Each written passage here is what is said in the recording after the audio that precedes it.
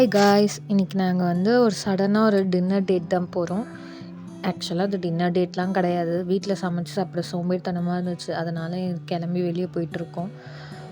எங்கே போய் என்ன சாப்பிட போகிறோன்றது ஐடியா கிடையாது. வெளியே சாப்பிட்லான்றது மட்டும்தான் ஐடியா. பார்ப்போம் எங்கே போகிறோன்றது இன்னும் டிசைட் பண்ணல. நான் முன்னாடியே இறங்கி வந்துட்டேன். விஜய் வண்டி எடுத்துகிட்டு இருக்காங்க. ரோட்டில் யாருமே கிடையாது. இத்தனைக்கு டைம் அங்கே வந்து 8:30 தான் ஆச்சு. 8:30க்கே பெங்களூர் இவ்வளோ அமைதியாக இருக்குன்றது இப்போ தான் பார்க்குறேன் நான்.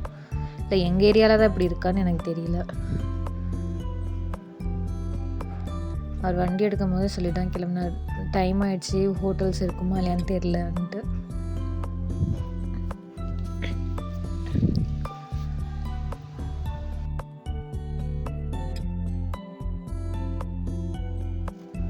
ஆக்சுவலாக நாங்கள் வேறு ஹோட்டல் பிளான் பண்ணி வந்தோம். அந்த ஹோட்டல் க்ளோஸில் இருந்ததால் இது ரேண்டமாக ஒரு ஹோட்டல் செலக்ட் பண்ணி போயிட்டுருக்கோம்.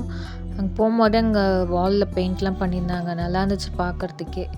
சரி உள்ளே எப்படி இருக்குன்ற ஒரு எக்ஸைட்மெண்ட்டில் தான் போனேன். பட் ஓகே, நல்லா தான் இருந்துச்சு ஆம்பியன்ஸு எல்லாமே. நீங்களே பாருங்கள்.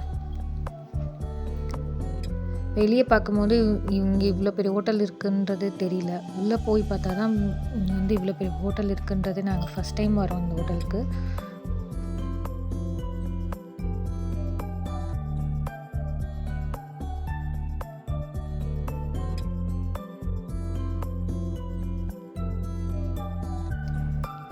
ஃபஸ்ட்டு போய் உக்காந்தோடனே பிரியாணி தான் ஆர்டர் பண்ணோம். இது மட்டன் பிரியாணி.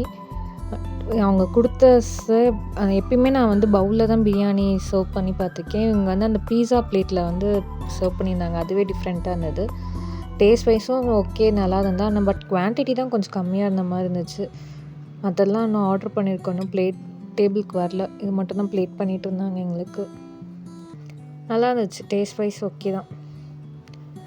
சாப்பாடு பார்த்தோன்னே நான் வீடியோ எடுக்கவே மறந்துட்டேன். அப்புறம் ஹேண்ட் வாஷ் பண்ண வந்ததுக்கப்புறம் ஞாபகம் வந்தது. அதனால ஹேண்ட் வாஷ் பண்ணிவிட்டு வீடியோ எடுத்துகிட்டு அப்புறம் பில் பே பண்ணிவிட்டு நாங்கள் ரிட்டர்ன் வந்துவிட்டோம். ஏன்னா டைம் ஆகிடுச்சு ஆல்ரெடின்றதால வேறு எங்கேயும் போகல. நேராக வீட்டுக்கு வந்துவிட்டோம்.